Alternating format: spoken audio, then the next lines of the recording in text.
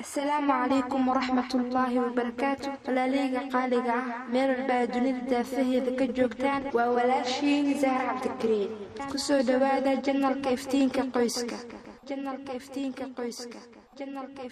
qoyska oo aad u barateen usbuuc walba iyo muuqaal cusub kusoo dhawaada mawduuceena maanta.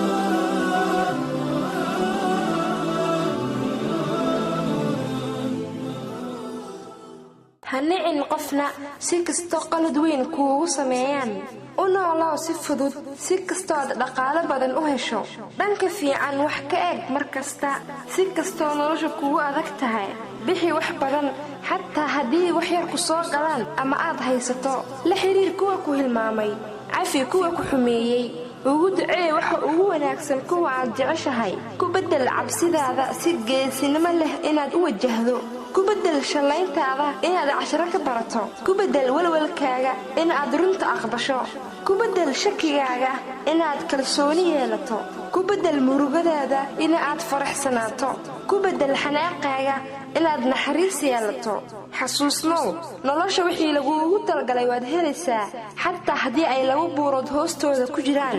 wixii aan lagu talagelin ma helaysid xataa hadii ay ku jiraan labadaada bushmood dhexdooda noqo mid u naxariista dadka xataa hadii aysan ayaga ku naxariisan